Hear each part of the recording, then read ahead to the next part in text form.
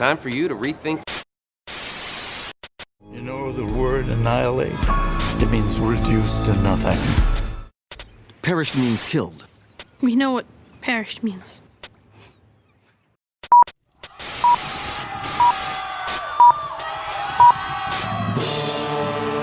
Welcome, and thanks for joining us for Rethinking Hell Live, where evangelical Christians discuss what the Bible says about hell and put conventional and controversial views to the test. Join the discussion in YouTube's live chat or email your feedback, questions, and episode suggestions to live@rethinkinghell.com. Rethinking Hell is on Facebook as well, and be sure to check us out on Patreon if you'd like to become a supporter of the show. See the description below for all links and details, and don't forget to subscribe to this channel for future updates.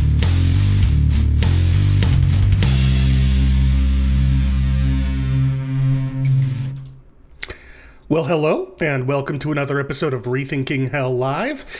My name is Chris Date, as those of you who've watched several episodes of these already know, and we are the ministry Rethinking Hell, where we are conservative evangelicals committed to the authority, the reliability, the inspiration, the infallibility, and in my case, even the inerrancy of the scriptures, of the Bible. But we become convinced that the Bible very clearly and consistently, and in no uncertain terms, teaches that the final fate of the damned, of the lost, of the unsaved, is not to be rendered immortal and capable of living physically forever in hell, as the historically dominant view of hell in Christianity has historically taught. But rather, we believe that the Bible clearly and consistently and in no uncertain terms teaches that the finally damned will instead be destroyed, will be slain, and will never live again. So that's where we're coming from. That's where we as a ministry, Rethinking Hell, that's the view that we hold, for those of you not already familiar with our ministry. And if you want to learn more about where we're coming from, please do check out previous episodes of Rethinking Hell Live. Check out the rethinkinghell.com website and our many blog articles there, our podcast episodes. There's just a host of material out there so that you can familiarize yourself with what it is that we believe and why. That's something that's really important in this debate, because far too often it seems that critics of alternatives to the traditional view of hell as eternal torment, they have some misconceptions about what it is that we believe and why. At least in part, this is the fault of apologists for the tradition, because they very often misrepresent what it is that we believe and why. So do familiarize yourself, become knowledgeable, actually know what it is that we believe and why before you go out and publish blog articles and things like that. But anyway, before I get into what we're going to be talking about today, I just want to remind you, as I'm trying to remember to do every week, to like and subscribe this video, or like this video by clicking on the bell icon or the thumbs up icon beneath the video. Subscribe to the channel by clicking the bell icon. When our videos, the more likes and subscriptions our video and channel have, the more widely recommended our videos will be. Raphael, Capturing Christianity, otherwise known as Cameron, Quenched, and JP Perrier, thank you for joining us, as well as Slam RN, whom I've already said hello to in the live chat. I am going to try to interact in the live chat here and there, especially with today, because I don't think we have a whole lot of material to cover. So maybe I'll be able to field some questions. In fact, if I've got some time at the end of the show, I'll field a question that a viewer wanted to ask last time, but was unable to squeeze the question into the space allotted by the chat window. Hi, Ben. Good to see you. So yeah, like and subscribe. That would help us a lot. Also, as I am trying to remember to say every week, we are a completely donation-funded ministry. We don't do advertising. We don't have a store, anything like that. We're entirely donation-funded, and we always are in need of your financial assistance, provided that you've prayed about it and feel convicted to offer it. And it wouldn't take away from your own giving to your local church and your ability to provide for your family. But we definitely need your donations, so please do consider going to rethinkinghell.com and clicking on the PayPal button for instructions on how to make a one-time or recurring donation. And if you're somebody who uses Patreon, go to patreon.com/rethinkinghell, and you can sign up to be a patron there. We don't, as of yet, have any content for patrons, but we do want to get to that point.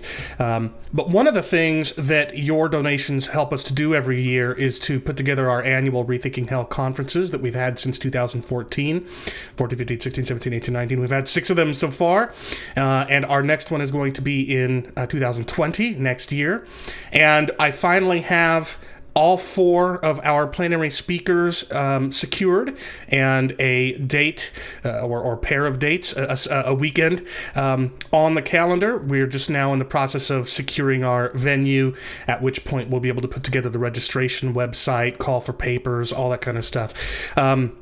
As I've said in previous weeks, the conference in 2020 is going to be, the theme is going to be Apologetics and the Problem of Hell.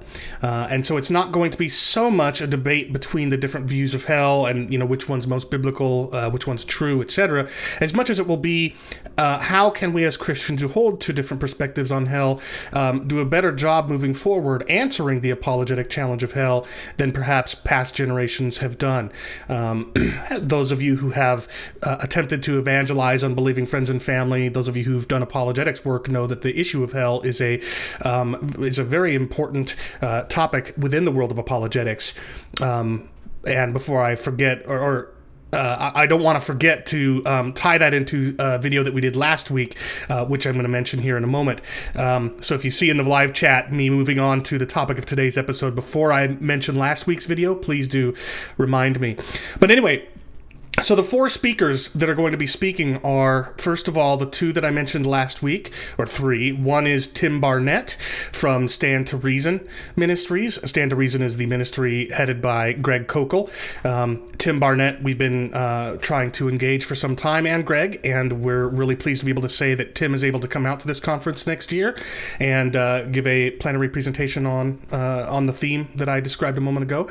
Also, I mentioned last week that Braxton Hunter would be one of our plenary speakers. He is the president of Trinity College of the Bible and Theological Seminary, and he's the regular host of Trinity Radio, which you can find on YouTube. And Brad, he's a friend, as is Tim. These are good guys, and I look forward to hearing what Braxton has to say. I will be one of the plenary speakers, as I tend to be just about every year, and just for the record, I don't make myself one of the plenary speakers. The board of Rethinking Hell decides that, and for better or for worse, they've chosen to have me represent Rethinking Hell again next year. But the one other speaker that I didn't mention last time, because we hadn't yet secured a 4th speaker. I did have somebody in mind at the time, but that fell through, and we've since come up with an alternative who has graciously accepted our invitation, and that's Clay Jones. Clay Jones of Biola University and the I think it's the Talbot Seminary there. He's also, incidentally, somebody that I responded to a few weeks ago. He did a presentation at the National ETS meeting a few weeks back. I recorded it, and then I played some clips and responded to them in a previous episode of Rethinking Hell Live. But he's going to be coming up and speaking on topic as well. So we're really grateful to have Tim and Braxton and Clay come out. All 3 of them, by the way, are believers in the doctrine of eternal torment. I will be the only plenary speaker representing an alternative. And there are some reasons for that. Some people have called into question that decision on my Facebook wall, but there are some reasons for it. First of all, I think it better reflects the ratio of views on hell within the church. Having 2 and 2, for example, would make it seem as though the church is fairly evenly divided, and I'm not so sure that's the case. In fact, I'm fairly confident that it's not. Also, these are, I think that when it comes to our Rethinking Hell conferences, and perhaps even particularly this topic, it's helpful to have speakers from the traditional view, because these represent the majority of Christians that we're going to be standing arm in arm with as we go into the marketplace of ideas to discuss the relationship between hell and apologetics, to do apologetics with the doctrine of hell in mind. And so I think that it's worthwhile having showing a predominance of believers in eternal torment. And what's more, it makes potential venues more comfortable hosting us.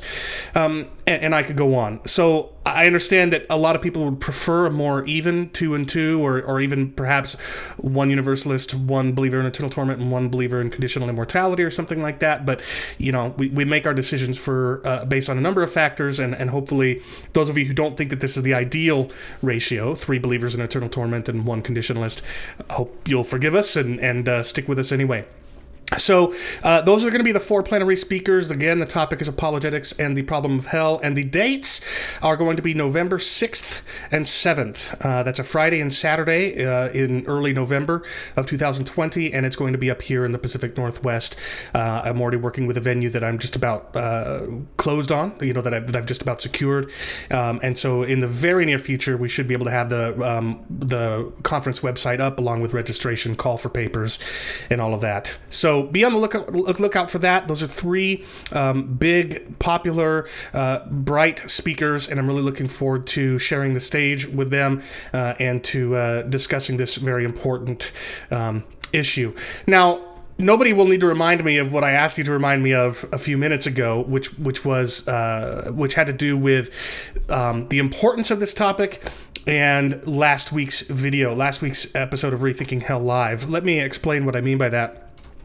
So if you recall, last week I did a response to a video put out by a ministry called Inspiring Philosophy, his actual name is Michael Jones. And if you haven't yet checked that out, I'd encourage you at some point after this stream or this recording, if you're watching it after it's streamed, go back and watch that video from week before today, so you can see what it is that the critique that I had to offer to Michael Jones and Inspiring Philosophy. Incidentally, you'll note that before I began my critique, I issued a lot of praise for Michael Jones because I think the video is really very good. But nevertheless, Michael Jones was when he was interviewed later that week, namely last Friday, by a friend named Philip Duncalf. You could see him on the picture right there. He hosts a YouTube channel called The Hell Project, which is similar to what we're doing here at Rethinking Hell.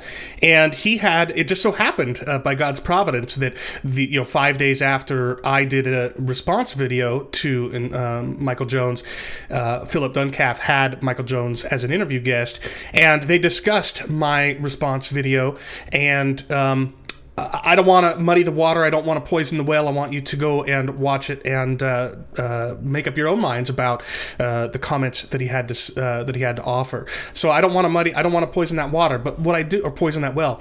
But what I do want to say is one thing that Michael Jones mentions when he's being interviewed by Philip Duncalf. One thing he says several times is that the ontology of hell, or the nature of hell, how it is that it's experienced, whether it's everlasting or not, these kinds of things, he a number of times said that it's something that pretty much only theology nerds, that was his phrase, tend to care about.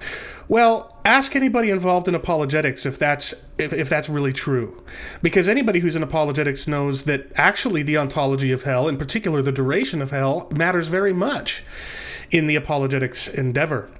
It frequently comes up. I've been interviewing atheists, something like 6 or 7 of them now, just over the past couple of weeks, and without fail, every single one of them says that the duration of hell, being eternal torment, is in fact a reason why they find Christianity harder to believe than perhaps they would have otherwise done. So this is a big apologetics issue. I've also heard from I've heard from many Christians who have said that their relationship with God has improved, that their faith has become stronger as a result of the work that we do here at Rethinking Hell. I've heard some people that had become agnostic, or at the very least doubting their faith, and no longer have that doubt anymore because of this topic and what we've shown them the scriptures actually teach. So Michael Jones and other people are certainly welcome to think that the nature and the duration of hell and how it is that we as human beings would experience it if we're there is just something that theology nerds argue about. But I think that anybody operating in the real world knows otherwise. That having been said, with that one little tiny critique out of the way, I'll just, like I said, encourage you to go check it. You can see it there on the screen right now. It's the Hell Project. Just search that in YouTube and you'll find his channel, and let me know what you think. So that's the last thing that I wanted to say in sort of this introduction, this intro part of the video, and I apologize for going a little bit long. Let's shift gears and talk about what we're going to be doing today. Today we're going to be discussing what the Bible really says about unquenchable fire. All right, and I want to start this study with Matthew 3:12, which is going to look a little bit strange to some of you who aren't familiar with this passage and with the phrase unquenchable fire, because I'm showing you how the passage is rendered in the New Living Translation.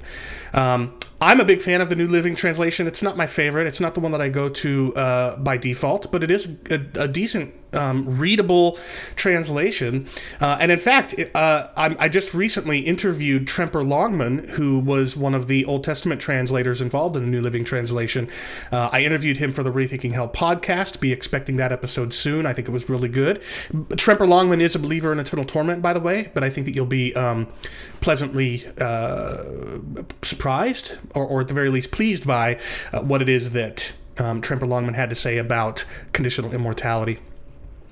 But anyway, so I like the New Living Translation, but notice that here at the end of Matthew 3:12, it translates the underlying Greek, which we'll get to shortly, as never-ending fire. All right? And I think that this idea of never-ending fire is ultimately how most traditionalists understand, traditionalists meaning believers in eternal torment, which is most Christians. Never ending is typically what they think the phrase unquenchable really means. All right. In other words, it's basically synonymous with everlasting or eternal. Now, I mentioned that just to say that another episode of Rethinking Hell Live that we recently did a few episodes ago was what the Bible really has to say about eternal fire. I've put the title image up on the screen right there. If you haven't yet watched that video, please do after this is over. Go check that video out, because there I demonstrate, I think pretty soundly, that the biblical language about eternal fire does not in any way suggest everlasting torment, everlasting experience of the wrath of God, anything along those lines. Quite the contrary. Both the Old Testament counterpart to eternal fire, which is everlasting burnings, refers to fire that reduces to lime, melts God's enemies. In the intertestamental literature, I showed that in the Qumran scroll known as the Community Rule, everlasting fire annihilates people. And in the New Testament, I showed that eternal fire is used to describe, it is set up in parallel with Gehenna, the Old Testament valley of the sons of Hinnom, which would become the valley of slaughter, according to Jeremiah 7:33. It's used by Jude to refer to the fire that comes down from heaven. On and on I could go. If you haven't watched that, do check it out. I think it's important. But I only bring that up to say that here we're not actually dealing with eternal or everlasting. That's not what what the underlying Greek is, despite the New Living Translation's choice to translate it never ending. The Holman Christian Standard Bible, or at least that's what it used to be called before Holman was taken off of the name. Now it's just the CSB, the Christian Standard Bible. It gets a little bit closer to the underlying Greek, and it also explains why I think a lot of Christians think that the language of unquenchable fire is about an everlasting fire. And it's because of the way that the CSB renders the underlying Greek. It says never goes out. So the New Living Translation says it's never-ending fire. The CSB, the Christian Standard Bible, it says it's a fire that never goes out. And that's sort of, I think, what a lot of Christians think of when they think of biblical language about unquenchable fire. And our mission today, should you choose to join me as we do this Bible study together, will be to determine whether the Bible actually supports understanding unquenchable fire as meaning a fire that never goes out. So I want to turn, and what I'm going to argue as we go through this study is that this language of never-ending fire and this language of never going out is an interpretation, not a translation. It's an interpretation that it may be true. I don't think it is, and I'm going to attempt to demonstrate as much. But the point is, that's not what the underlying Greek actually reads. The underlying Greek is best translated, arguably, actually I'm going to offer one better translation in a moment, is translated unquenchable fire. All right, and that's why what we're going to be discussing today is what the Bible has to say about unquenchable fire. Unquenchable fire, although I still don't think it's the best translation, is far better than the two that we just looked at, because it's not adding interpretation to the translation. So the question that we have to ask ourselves is, what does it mean to say that a fire is unquenchable? All right. A way to sort of unpack the pieces of that word, or to rearrange the parts of the word to draw out what is meant. It's a fire that is unable to be quenched. All right. So we're dealing with the verb quench, and this fire is something that cannot be quenched. That's what's meant here. So let's start with what the English word quench means. And what I'm going to propose is that it's rather bizarre that that so many of us think unquenchable fire. We sort of translate that in our minds to mean never-ending fire, or fire that never dies out, never goes out, because that's not even how we use the English word. Here's a concise Oxford English dictionary. To quench means to satisfy a thirst by drinking or satisfy a desire. That's not really relevant here, but look at this. Extinguish a fire. This is a transitive verb, and I'll get to what I mean by that in a moment. But so to quench there's nothing here about quench meaning to die out or to go out. It's an active, it's a transitive sense. To extinguish a fire, another way to phrase it would be to put it out. In fact, we'll probably find that here's the Merriam-Webster Collegiate Dictionary. That's the very first definition it offers. Put out or extinguish. To put out the light or fire of. To cool suddenly by immersion, and so forth. So you see, why is it that we would be inclined to think that an unquenchable fire means that it will never die out, or it won't, or it will never go out? That's not even how we use the English word quench. So it's really bizarre that we sort of go that route, and it just goes to show how ingrained the tradition is, how almost brainwashed we are, how conditioned we are to read this a certain way. We're so conditioned to read it a certain way that our natural instinct is often to read it in a way that isn't even consistent with the way that we use the English verb. Now, let me explain what I meant when I talked about transitive versus intransitive, because this is going to come back a little bit later when we look at another passage where unquenchable is used, but in a slightly different way. A transitive verb means that it's a subject acting upon a direct object. So, like if I said, I hit the ball. The hit there is transitive because I'm the subject, the ball is the object, and I'm doing the action to the object. Whereas an intransitive verb would be something like I ran, right? There is no direct object. I'm the subject of the verb, but the verb has no object. That's an intransitive verb. The other important distinction that we'll need to have in mind as we continue the study is the difference between an active and a passive verb. Going back to the example I gave a moment ago, I hit the ball. Hit is active, right? It's in the active voice. I'm the one hitting, and the thing that I'm hitting is the ball. But if I said the ball was hit by me, well, now the ball is the subject, not me, and the verb is passive. It's receiving the action.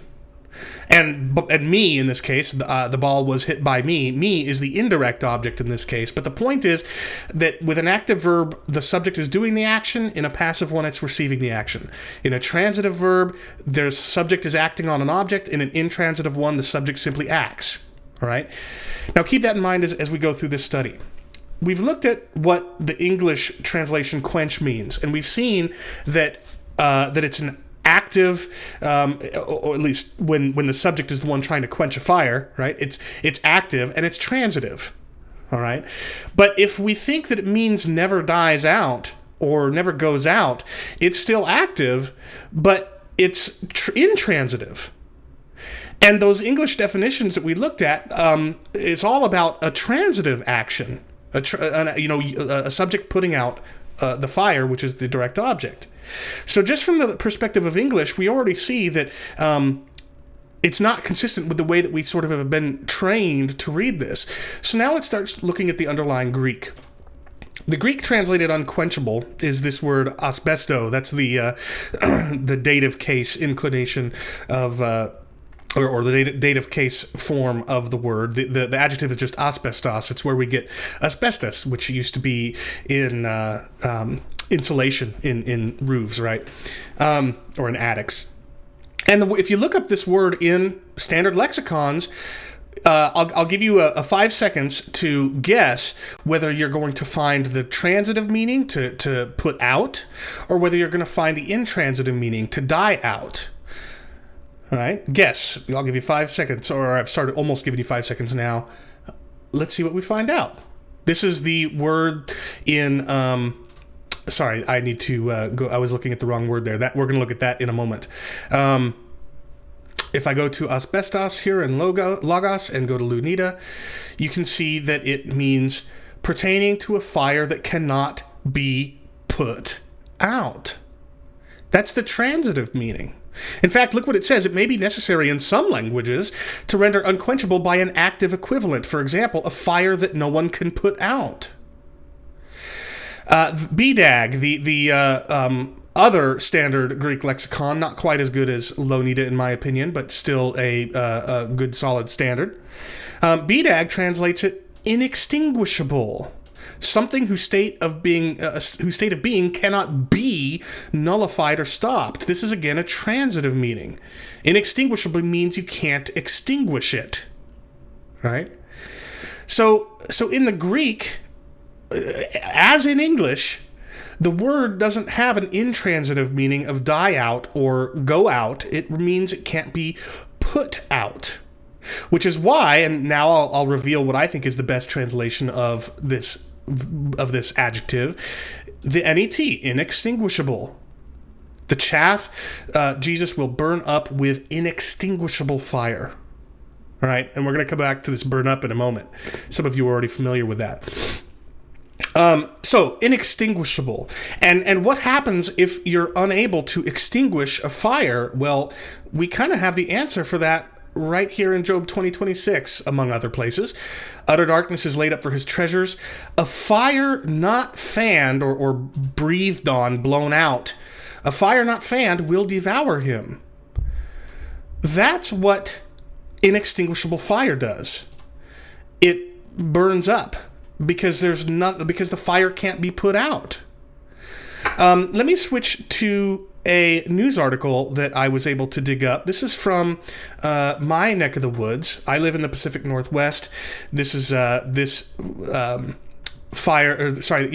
report of a fire is about something taking place in Auburn, which is not all that far from where I live in Washington State.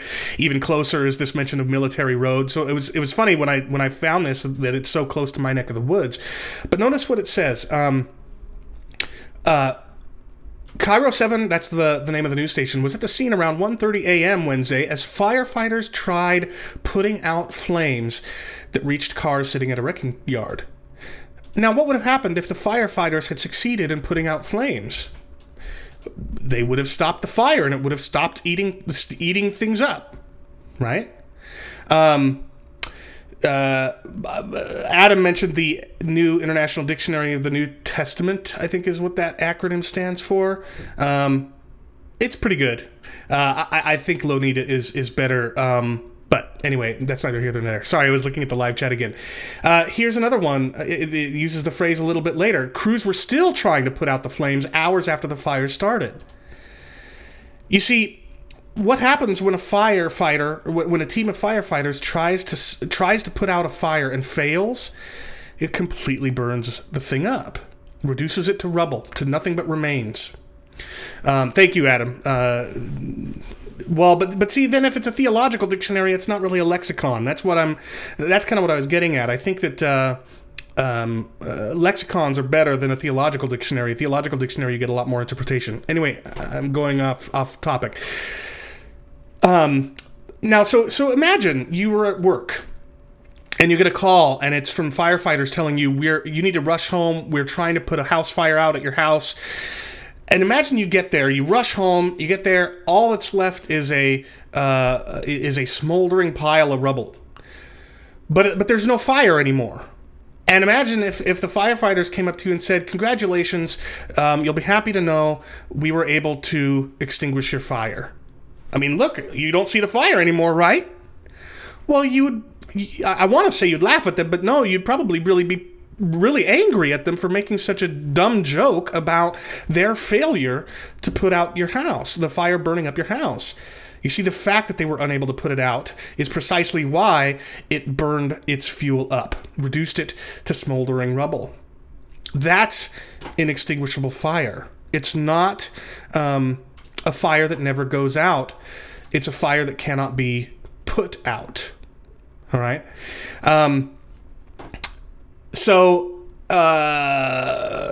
I think that's... now, I mentioned a moment ago that I was going to get to this word in the NET, translated burn up. I like the NET's translation of this whole verse, not only because of the inextinguishable fire, but because it accurately translates the Greek word underlying the phrase burn up. Burn up, it translates, I guess the NET doesn't have the Greek tags in it. That's fine. Here's the UBS. The Greek verb is katakaio. This is a particular inflected form, but the point is it's katakaio. Now, katakaio doesn't just mean to burn. In fact, if we go to the Septuagint, look what we see in... The Septuagint is the... translation of the Hebrew Old Testament into New Testament Greek, Koine Greek, in the couple of centuries leading up to the time of Christ. The Septuagint is largely the Bible, the Old Testament of New Testament authors. And we're in Exodus 3 here. You're familiar with the story. Moses is tending his flock in the wilderness, and he sees the Lord appear to him in a burning bush. The bush was burning, but it was not consumed, right? We're familiar with that phraseology. Well, look what it says here in verse 2. Here's the in the English on the bottom half of the screen. An angel of the Lord appeared to him in a flaming fire out of the bush, and he sees that the bush burns with fire, but the bush was not consumed. Look at the Greek. Here's the first part of that clause. He sees that the fire was burning. The verb is kaio, all right? But it was not katakaio.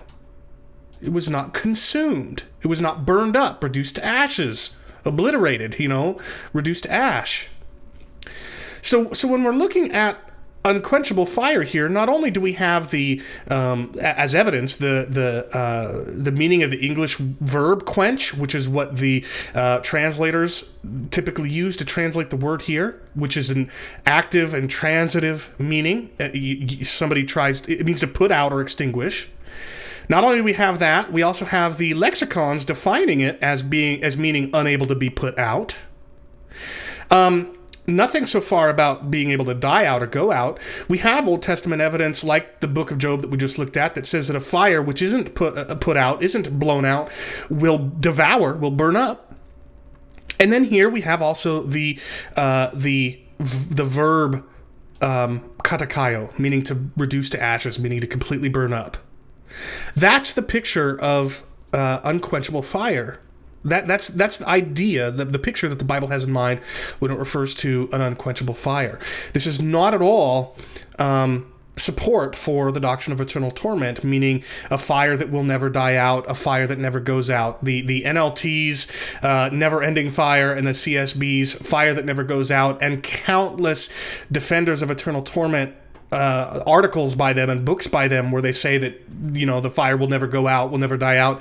It's completely made up. It's completely made up. That's not what the Bible says.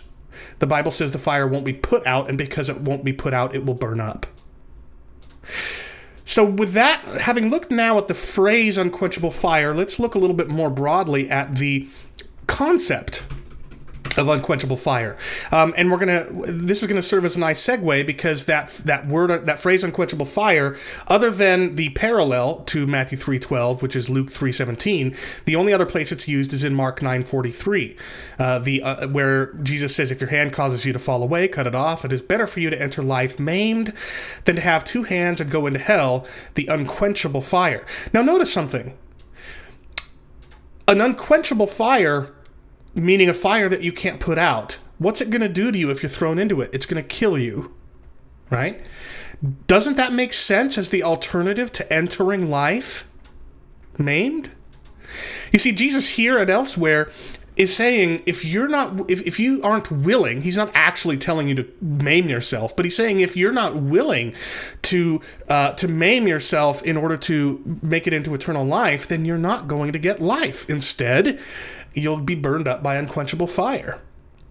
But if unquenchable fire just means never dies out, and if it's what traditionalists believe, that the resurrected lost will be made immortal and will physically live forever in hell, then what you have is entering life either way. You either enter life maimed or you enter life whole, but you suffer there. But that's not what Jesus is saying. He's saying either enter life maimed, meaning be willing to do that, or go to Gehenna, where the unquenchable fire will kill you. All right.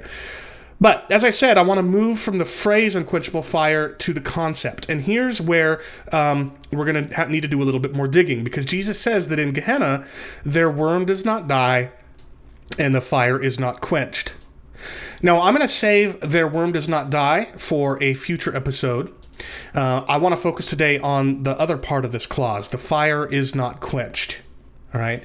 And if we go back to the NLT, notice what it does here again. Never goes out. We looked in the previous passage where it translated asbestos never ending, which is a completely made up translation. It's not even a translation, it's an interpretation. And they've done the same thing here with Mark 9:48, because there's no Greek phrase or word meaning never in the Greek that underlies this translation. It doesn't say anything about never going out. The CSB, at least this time, correctly says the fire is not quenched, but some of the other translations take some license as well. So we've already looked at what the English word quench means. It means to put out. And we've looked at how if a fire is not put out, it completely burns up. Right? And we looked at the Greek lexicons for the word asbestos. Here, of course, not of course, unless you already know, we're not dealing with that same adjective. We're dealing with a different word, a verb. The verb is spenumi. So let's look this word up. And again, the question you want to ask yourself is, does the verb here, does it carry the sort of intransitive meaning of go out or die out? Or does it carry the transitive meaning of put out, extinguish? All right, let's look it up. Lonita, to cause a fire to be extinguished. All right, right there. Here's BDAG. To cause an action, state, or faculty to cease to function or exist. Quench, put out, extinguish. Stifle, suppress.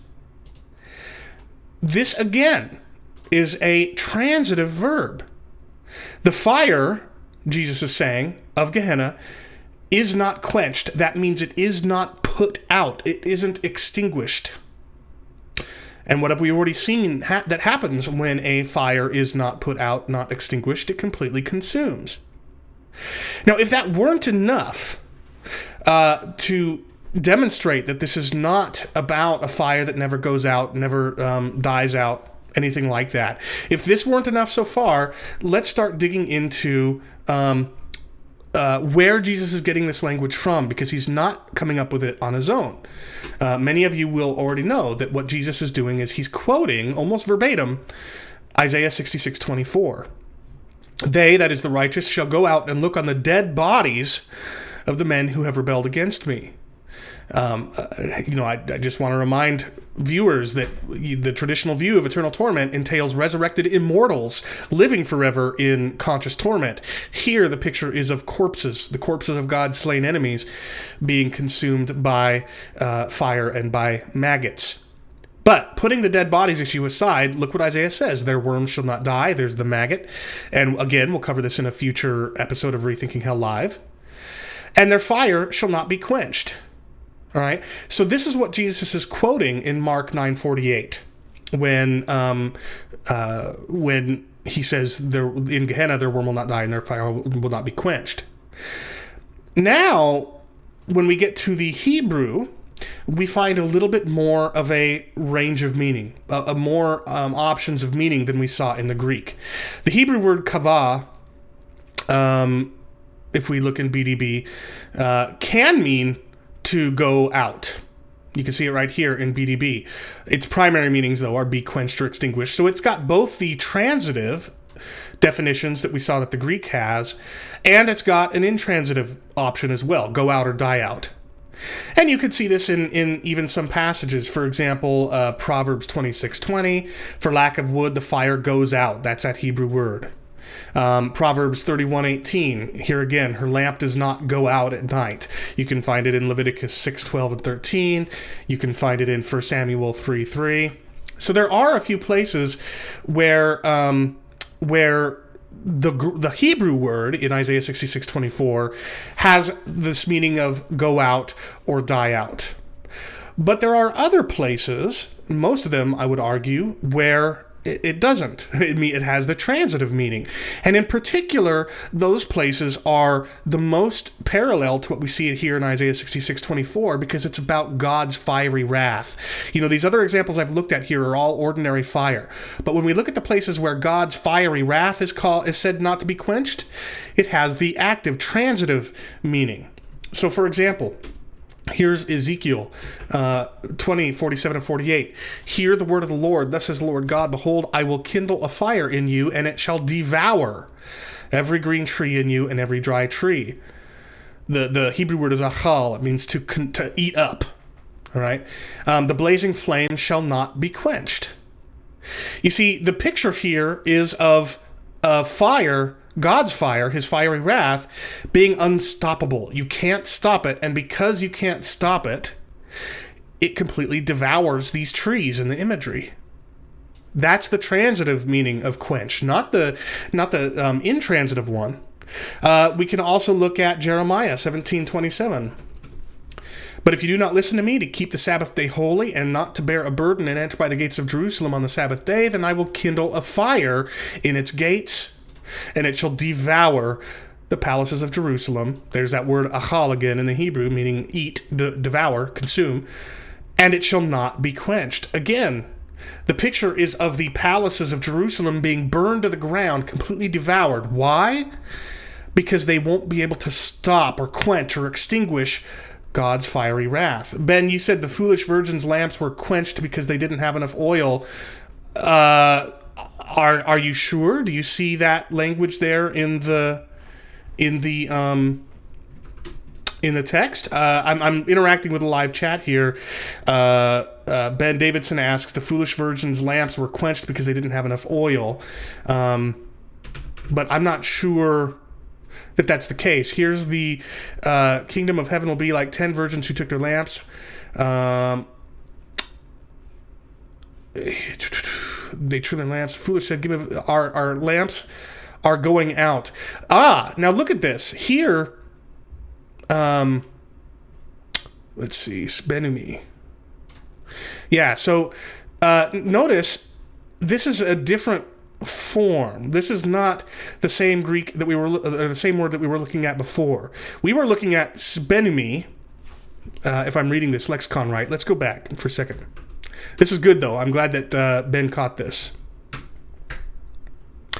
So in Mark 9:43, where the worm does not die and the fire is not quenched, that's Sbenumi.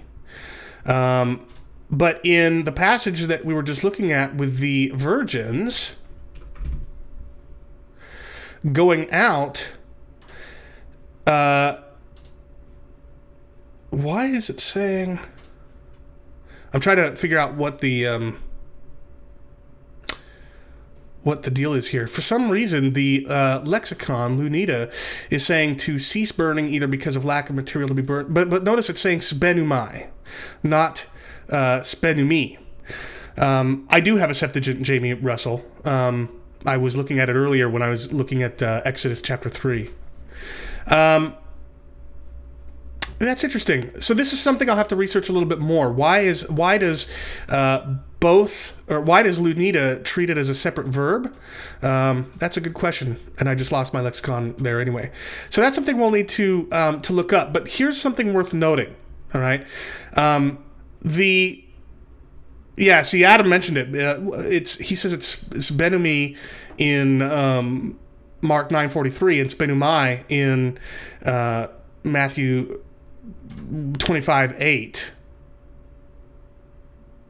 Ben asks if it can be related to intention. They didn't want the lamp to go out, and so it's being quenched. It's possible, but again, I think it's interesting that the Lunita says that it was spenumai rather than spenumi. That sounds to me like it's a different form of the verb. So that's something that I'll try to come back to. I'll come back to in next episode of Rethinking Hell Live to sort of tie up that loose end. But one thing to note at this point is that with almost no exception, except for the CSB that we just looked at, if you look at more word-for-word translations of ESV, the NASB, and others, you'll find that they don't use the word intransitively, like go out, or they don't use like the language of going out or dying out. They consistently use quench, extinguish, whatever, with the transitive meaning. So it's something worth exploring a little bit more. But the translators are seemingly in almost in unanimity here. So going back to the passages that we were looking at before, I think I was last at Jeremiah 17:27. I will kindle a fire in its gates, and it shall devour the palaces of Jerusalem, and shall not be quenched. And there's one more, Amos 5:6. Seek the Lord and live, lest he break out like fire in the house of Joseph, and it devour with none to quench it. Again, all three of these passages, Ezekiel 20:47-48, Jeremiah 17:27, and Amos 5:6, all of them, just like Isaiah 66:24, being about the fiery wrath of God being unable to be quenched, they all refer to the transitive meaning of to quench, meaning to put out or to extinguish. And it's saying that because God's wrath won't be extinguished, put out, snuffed out, quenched, whatever, it will completely devour. That was the picture that we saw in Matthew 3:12 with the unquenchable fire, which katakaio, burn up the chaff. And that's what we've seen in all these other passages in the Old Testament where the language of God's fiery wrath not being quenched is also used. It's also worth looking at how the Septuagint translates Isaiah 66:24, because here they use a passive form of spenumi, again meaning to cause a fire to be extinguished. And passive is because the thing that's being burned is the recipient of the action. The subject is the recipient of the action. In the other places in the Hebrew where the verb has a intransitive meaning, you'll find that either the Greek word is different or the form is different. So the fact that the translators of Septuagint chose a passive form of the verb here, and yes, Ryan makes a really good point in the live chat.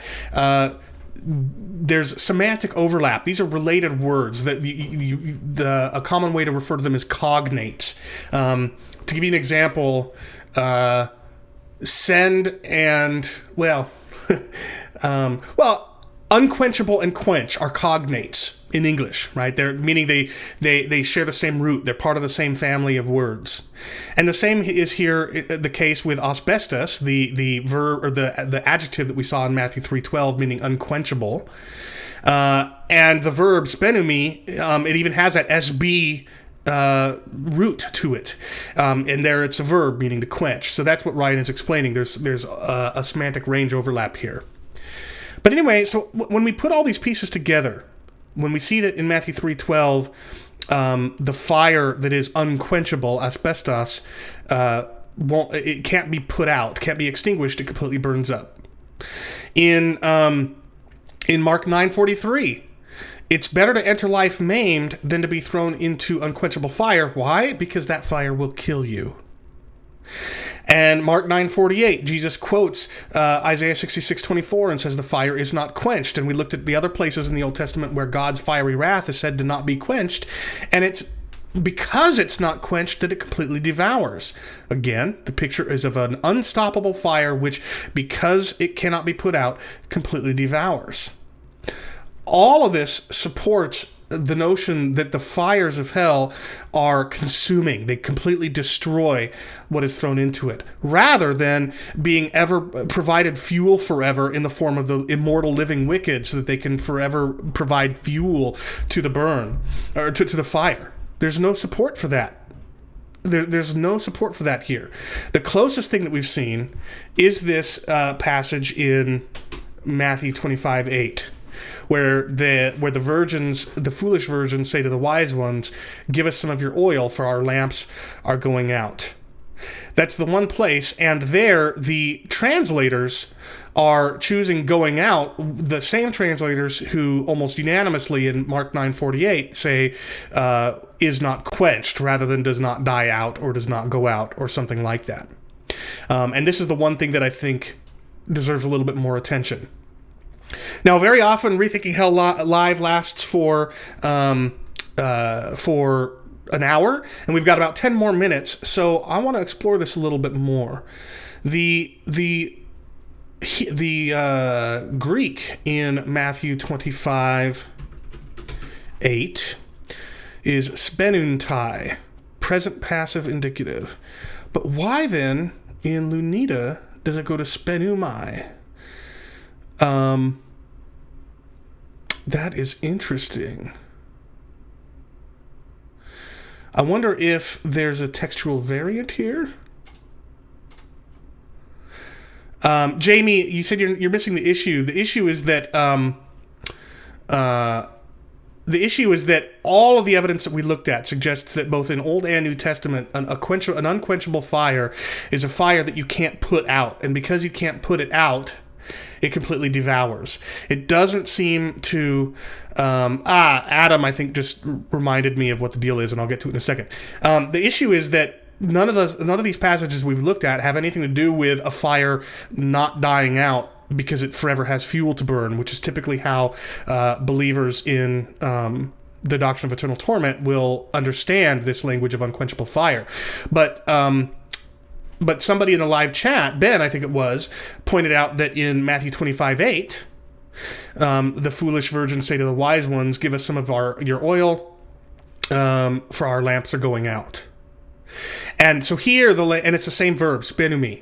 And so the argument could be made, well, look, here it has an intransitive meaning. Remember earlier I differentiated between transitive meanings and intransitive one.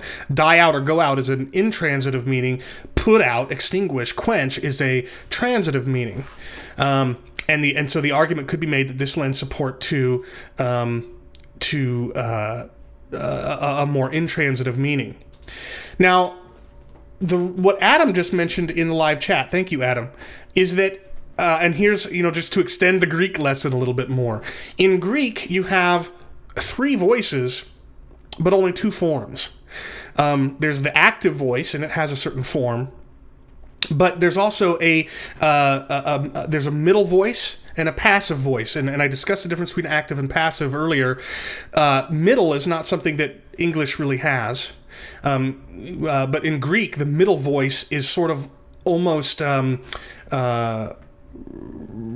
reflexive. It means you're doing something to yourself, all right, or on behalf of yourself. It has something to do with internal facing actions. And in at least certain tenses, like the present tense, the passive and the middle are indistinguishable in form. That's why I said that there's 3 voices, but often 2 forms. So one possibility is that in Mark 9:48, where Jesus says the fire will not be quenched, it's a passive form, spenutai, and it could be a passive meaning. All right, will not be quenched. But what if And the active would be will not quench, and it would have a transitive meaning, right? It would, X will not quench Y. But perhaps in Mark 25:8, the verb translated going out is also, it's the same middle passive form, but perhaps it's actually middle voice rather than passive. Again, the form is indistinguishable. You can't tell the difference. And so I know, James, I'll get to you in a second. So it could be that that when it's used in the middle voice, it has this sort of inward-facing aspect to it. They're not going out. That's a middle meaning, which would be intransitive, whereas in the active and passive voices, it's transitive. So that's my gut, but this is something I'm going to explore a little bit more.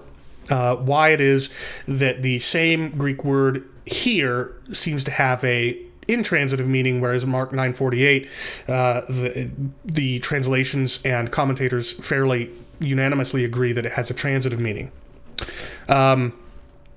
Sorry, when I said James, I'll get to in a minute, I was talking to James Price, not Jamie Russell, just to be clear. So anyway, Matthew 25:8 is something worth exploring a little bit more, and I'll follow up on this at the beginning of next week's episode. James Price was asking me, does it really matter if people have immortality or not? I think a soul is pure energy. Yeah, and a lot of dualists, believers in the idea that humans have immaterial souls, would say it's not pure energy, but it's immaterial. It's pure action, maybe, or pure mind, or something like that, and that's fine in as much as as far as it goes. The problem, James, is that when we talk about hell as the place of final punishment, we're not talking about just souls. No hack, Luke does not reinterpret Matthew 10:28 in a way that supports eternal torment. Let's look at that. I think it's Luke. Is it Luke? Oh, no, it's right there. Luke 12:8. No, it's not. Oh, but sorry, let me finish my response to James. When we're talking about hell as a place of final punishment, we're not talking about only souls. The traditional view of eternal torment historically, and today even scholars, theologians, the pastors, they'll tell you the same thing. It's a place where resurrected people go. If souls continue to exist in some sort of conscious sense after death, they're reunited with bodies at the resurrection. And it's then that believers in eternal torment historically have said these resurrected lost people, these resurrected damned, unsaved, wicked, however you want to put it, will be rendered immortal and will physically live forever in hell. So whether the soul is energy or pure mind or whatever is irrelevant. The point is, the traditional view of eternal torment says the resurrected lost souls will be reunited to their bodies and they will be made immortal physically and will live physically forever in hell. But as we've seen from these passages, there's no reason for thinking so. Now, going to Nohack, he says, so in the live chat, SlamRN had quoted Matthew 10:28. Do not fear those who kill the body, but cannot kill the soul. Rather fear him who can destroy both soul and body in hell. And I pointed out in other Rethinking Hell material, including past episodes of this YouTube channel, that the word destroy here, the Greek word apolemy that it translates, when it's used in the way that it's used here, actively, transitively, to describe what one person does to another, it always means slay or kill. Herod tries to apolemy the baby Jesus. The Pharisees try to apolemy Jesus. These are not attempts to ruin or waste or lose somebody. These are attempts to slay. And that's the most natural counterpart here. He's saying to his disciples who face the very real threat of being killed, don't fear the people who can kill you because they can only kill your body. Instead, fear the one who can kill body and soul in hell. That's the concept. And he's using the word apolemy because it's an emphatic, intensified way of saying slay or kill. All right? And so if the body is slain and killed in Gehenna, then presumably, well, what does it mean for a body to be slain or killed? It means it becomes inert, inanimate, inactive, right? Well, then what would it be for the soul to be apolemied? It would mean that it becomes inert, inactive, inanimate. You would end up with a complete annihilation, the complete end of a person's existence. Not because the word destroy means to annihilate, as is so often, we conditionalists and annihilationists are often accused of thinking that's what destroy means. No. We're saying destroy means slay, kill. And when you kill a body, you know exactly what it is. But it's because this is also language describing the fate of the soul. That's why we talk about the cessation of existence, because the whole person, body and soul, will be rendered inert, inactive, inanimate, lifeless, feelingless, motionless, lifeless. The whole person will come to an end, is what Matthew 10:28 says. Now, Nohack in the live chat said that the parallel in Luke supports eternal torment. Well, let's go there. That's weird. There's no footnote here. There's no citation here telling me where the Lucan parallel is. Well, fine. I'll do it the hard way. Yeah, here it is. Luke 12:5.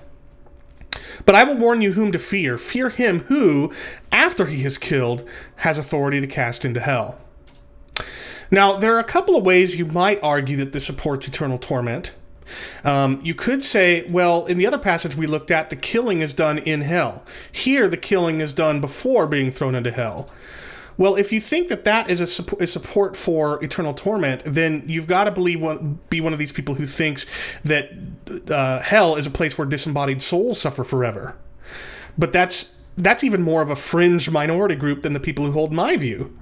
When it comes to scholars, theologians, pastors, etc., people that are knowledgeable, Bible students, hell as eternal torment is resurrected immortal people living forever in hell, not disembodied souls.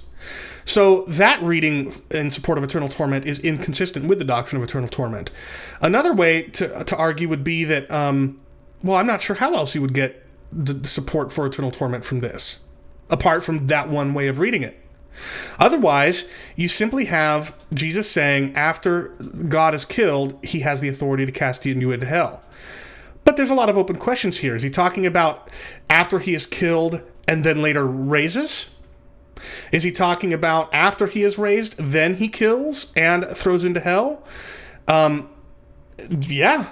And you could, that seems to be the case to me. And if you want to say that the killing here happens before being thrown into Gehenna, whereas in Matthew 10:28, it's both are done in Gehenna, well, then you're pitting Jesus against himself. You're pitting Luke's record of Jesus' words against Matthew's record of Jesus' words. That's not a very wise way to go about it. It seems to me that if you think of hell as Gehenna, as the place where people are destroyed in both body and soul, then the fine details of where the killing happens and then what happened and then when they're thrown into hell are fairly irrelevant. In both cases, the person is killed, the body is killed, and Jesus says in Matthew 10:28 that both body and soul are slain or killed in Gehenna. So no, the Lucan parallel to Matthew 10:28 does not support eternal torment. What do you mean? I think that's I think I just met you at the national meeting, didn't I? The ETS national meeting with Sam Shamoon. Thank you for your kind comment there. I appreciate it. So No Hack says, okay, but what about the resurrection of the just and the unjust in Acts? So not just souls in hell, they have bodies. That's my whole point, is that the doctrine of eternal torment believes that the resurrected lost will be thrown body and soul into hell, and they will be made immortal, and they will physically live there forever. But what does Jesus say in Matthew 10:28? He says the body and soul will be slain there, killed there, not rendered immortal and live forever. What is Matthew? And going back to the topic of this episode, unquenchable fire, what does Jesus say in Matthew 3:12? That the unquenchable fire, because it can't be put out, extinguished, will burn up, katakaio, reduced to ashes. What does Jesus say in Mark 9:43? It's better for you to enter life crippled than with two hands to go to hell, to the unquenchable fire. So only if they don't go to the unquenchable fire do they receive life. What is Jesus quoting in Mark 9:48? He's quoting Isaiah 66:24, where it's dead bodies being consumed by a worm or maggot, and by fire, which shall not be quenched. This is not a picture of resurrected immortal people living forever in hell. And when we looked at how the word quenched is used elsewhere to describe God's fiery wrath being unable to be quenched, we saw that it refers to fire that completely consumes, devours, destroys, etc. So, we've covered a whole lot of material. We haven't seen anything that supports the doctrine of eternal torment here in this language of unquenchable fire. The closest thing that we've come to, and this is by no means enough to substantiate the doctrine of eternal torment, is that the Greek word spenumi might be being used with an intransitive meaning of go out or die out in Matthew 25:8. But even that's questionable, since the form is going to be indistinguishable from a passive. It could be middle in this case, in which case that would explain why it's going out rather than being quenched or something like that. So hopefully that's helpful. I'll try to do a little bit more research into Matthew 25:8 before next episode. What I want to do here before I leave is respond to a listener question that came in after the episode of Rethinking Hell Live last week. All right? And I'm trying to find... Oh, it was in... that's right. Give me 1 second. Thunderbird, that's what I used. Not that. Well... Okay, you're going to have to bear with me for 1 second because I'm trying to pull up the email that I received so that I can respond to it, because I told him that I would last episode. And if you aren't interested in sticking around, you certainly don't have to. But for those of you who might remember the conversation last week, it might be worth sticking around for. So let me see if I can get this email up here. Here it is. Okay. So here was Bibleosopher's question last week when I was responding to, or maybe it was the week before that. No, it was last week. Yeah. So it was when I was responding to Inspiring Philosophy, Michael Jones's video on hell. I got a watcher in the live chat wanted to ask me a question, but it turned out that his question was too long to put in the chat. So here's what he says. The fires of hell in God's plan were originally prepared for the devil and his angels, according to Matthew 25:41. If the fire is only literal and physical, it cannot consume the immaterial substance of fallen angels. Well, that may be true, although it's not clear to me that that's the case. What does it mean? The Bible does not say a whole lot about material versus immaterial. And it could very well be that a fire which is physical could, in fact, should God choose for it to do so, burn up a fallen angel. But I think that it's also possible that the picture of the eternal fire in Jude 7, where it describes a fire that came down from heaven and destroyed Sodom and Gomorrah. Eternal fire is used in the Qumran scroll known as a community rule, where it's said to annihilate the wicked. In places like these, the picture of divine fire coming down from heaven and destroying Sodom and Gomorrah may be being used as a picture for, or a metaphor for, hell and what it accomplishes. So when Jesus says in Matthew 25:41 that the hell has been prepared for the devil and his angels, he may be saying eternal fire, the likes of which, or similar to the fire that came down from heaven and destroyed Sodom and Gomorrah, has been prepared for the devil and his angels. In which case, it wouldn't so much be that the fire is literal and physical, as much as it is the fire destroys the way that it did Sodom and Gomorrah. That could be what's going on there. He goes on to say, as a traditionalist, I could hold to a figurative fire and a literal fire, humans suffering both types of fires while angels only the figurative type. Yeah, that's certainly possible. That's another possibility as well. But again, what does the Bible say that fire will do to the humans thrown into it? It says it will consume them, devour them, destroy them, etc., etc. Destroy body and soul in Gehenna. It's not a picture of resurrected immortals living forever in hell. He goes on to say, we all agree the Gospels weren't written in a cultural or theological vacuum. Given intertestamental literature about the eternal torment of angels, isn't the natural inference from the Gospels that humans will also suffer eternal conscious torment in the fires that were originally prepared for immaterial angels?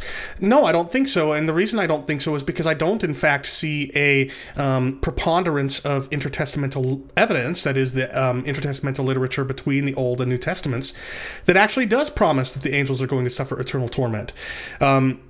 First Enoch seems at times to speak in that way, but that Qumran scroll, community rule, it seems to speak of the destruction of angels. And there are other passages as well. Psalm 82 in the Old Testament seems to me to be speaking about divine beings, not humans. I take the more or less the reading that Michael Heiser does of Psalm 82, and there it says that these divine beings who have fallen will die like men. There are a couple of places in the Synoptic Gospels where where some demons ask Jesus if he's come to destroy them. And sometimes it's argued that because there are some other places where they say, have you come to torment us before the time, therefore destroy means torment, but there's not any support for that. They're not parallels to each other. They're not synonyms, torment and destroy there. The picture appears to be that the demons expect to be destroyed on the day of judgment, and they're asking if Jesus has come to torment them before that time.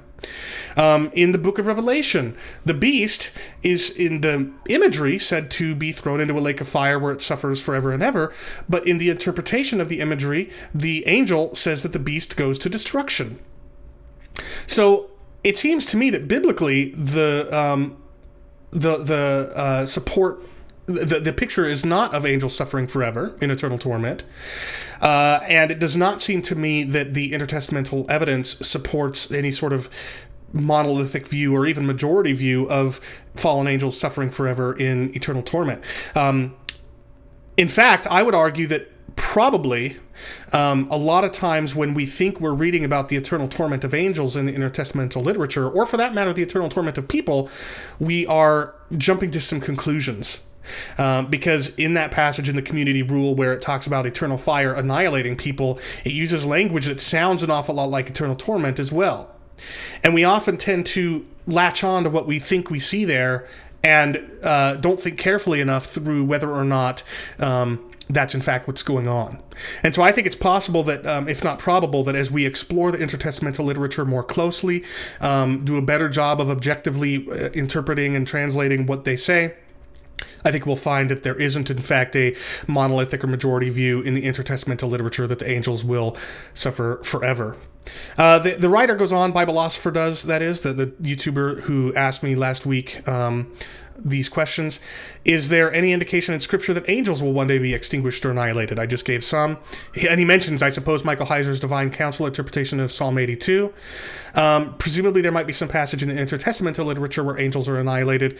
And again, that seems to me to be what the community rule is saying along with human beings when it says that the eternal fire will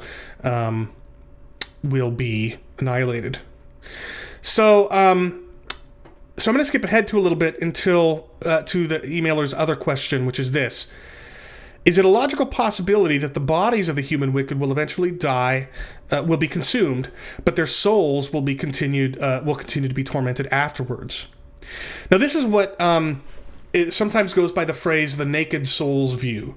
Naked meaning unembodied, disembodied. And this is, in fact, I think how many, if not most, lay Christians, ordinary pew sitters, ordinary churchgoers, what they typically think of when they think of hell. Of course, I think they think that about heaven as well. They think that heaven is a place where we go and we die, we're disembodied, and we float around in the sky on harps or on clouds playing harps. But no, the historical view of both heaven and hell is that it's embodied. Resurrected people go there, resurrected immortals. Now, is it possible that that view, that the majority possibly of lay Christians, is it possible that that's actually correct when it comes to the wicked in hell, that their bodies will be destroyed, but their souls will continue to be consciously tormented forever? It's logically possible, but I would say it's historically untenable and it's biblically untenable. And here's why. First of all, it's historically untenable because you would have to suggest See, at least as a conditionalist, I can point to early church fathers like Ignatius of Antioch, Clement of Rome, possibly, Ignatius of Antioch, Arnobius of Sicca, Athanasius the Great, possibly, and others, as very early church fathers who believed in the annihilation of the wicked, that immortality would only be given to the saints. At a time even before Augustine really made popular what has now become the historically dominant view, which is eternal torment. So I can at least point to that early attestation to my view early in church history. But somebody who thinks that the wicked will suffer forever as disembodied souls in hell, I think they're going to have a much more difficult time finding any historical precedent for their view amongst, knowledgeable, thoughtful Christian writers and thinkers. Theologians, scholars, things like that. So this seems to me to be, the people who hold to this view only do so for one of two reasons that I've encountered. Either one, they just don't know what they're talking about, and they are just lay Christians who aren't very knowledgeable on this topic. And so they, unbeknownst to them, hold a view that almost no scholars do. Or they feel cornered into this view that the disembodied wicked will suffer forever as disembodied souls in hell. They're backed into that corner because of the biblical evidence that we conditionalists offer at places like Rethinking Hell and others. I don't think either of those are good reasons to hold a view.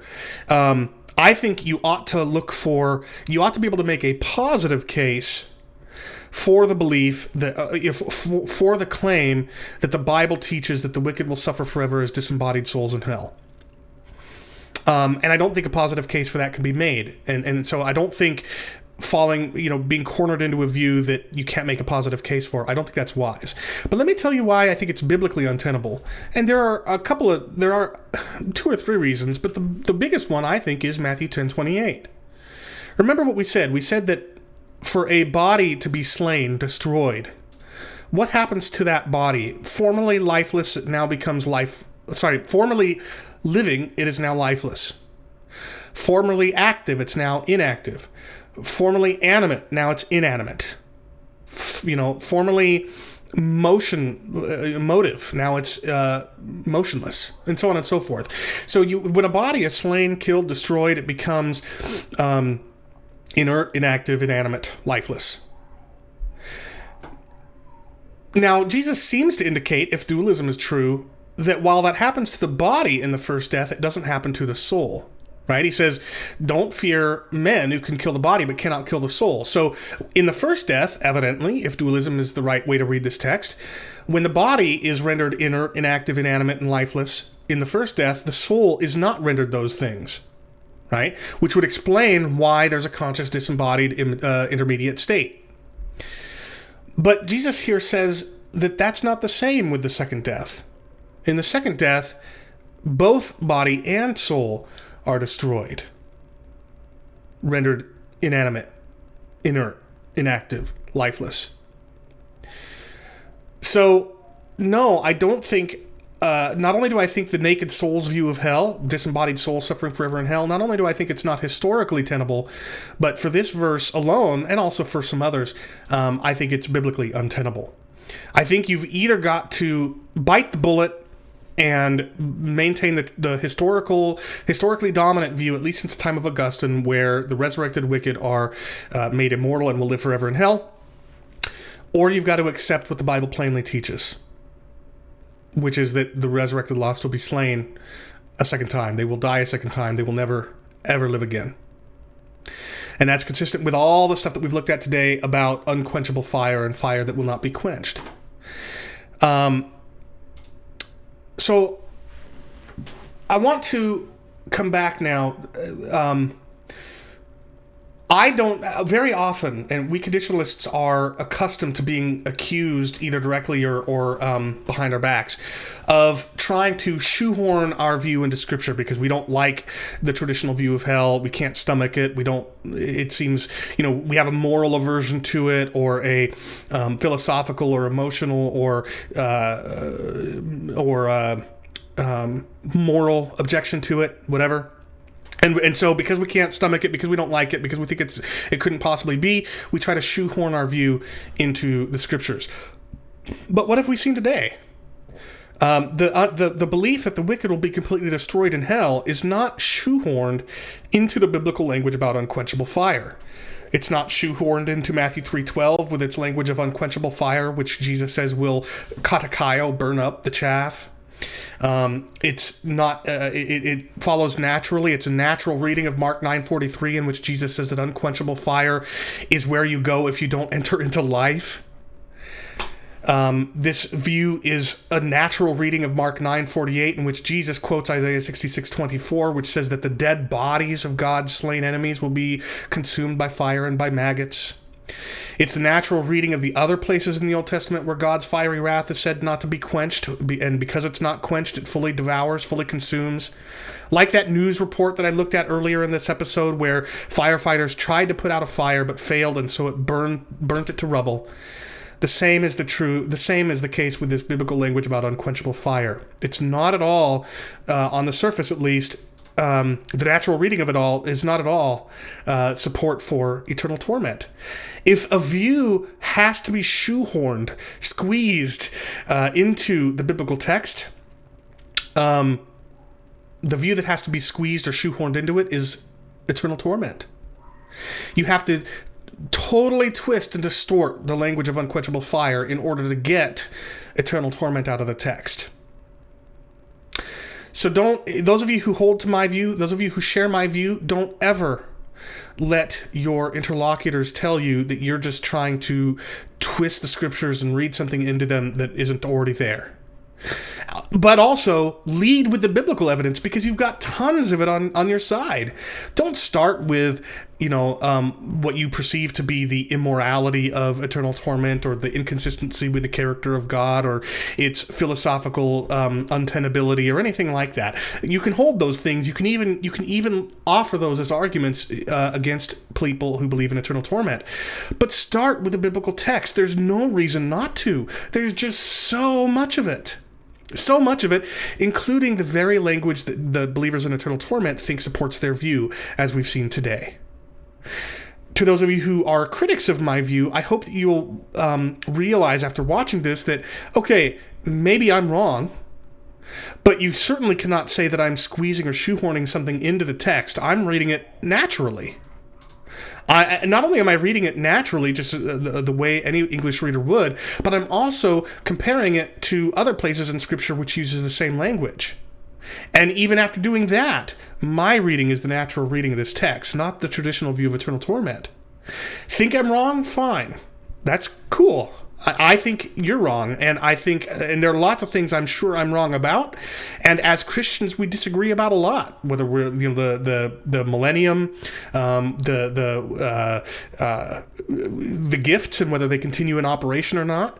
And even if you do think they continue in operation, there's a debate over the nature of some of those gifts. I, for example, don't think that tongues is an angelic prayer language. I think it's human languages. We disagree on whether infants should be baptized. We disagree on, whether Calvinism, Arminianism, or open theism is true, or the really crazy wackadoos, the Molinists. I'm just kidding. These are all legitimate areas for Christians to disagree on, and we don't have to go accusing each other of trying to shoehorn stuff into the text, or trying to twist the scriptures because they can't stomach what it takes.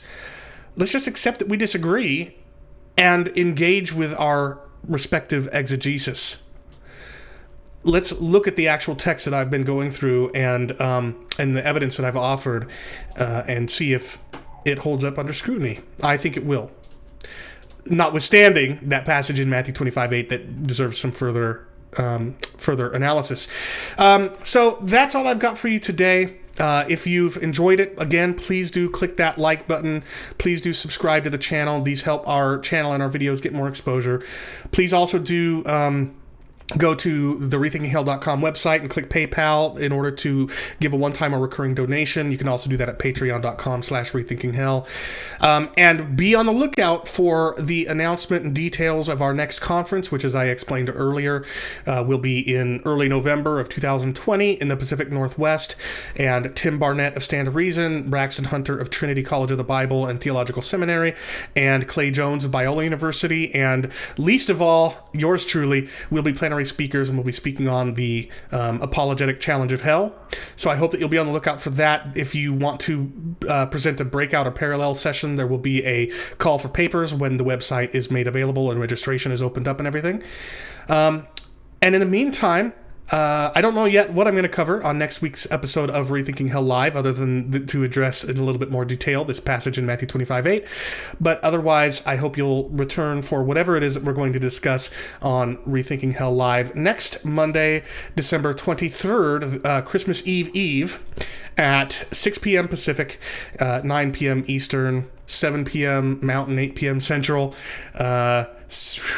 2 a.m. UK time, I think it is. I'm doing my time conversions on the fly. Whatever time 6 p.m. Pacific is for you, join us next Monday, December 23rd, for the next episode of Rethinking Hell Live. And until then, thank you so very much for joining me. I'll see you next time. Man, look, maybe we should rethink this whole thing. I mean, you heard the guy. Pains of eternal torment. Yeah, I gotta rethink this whole thing.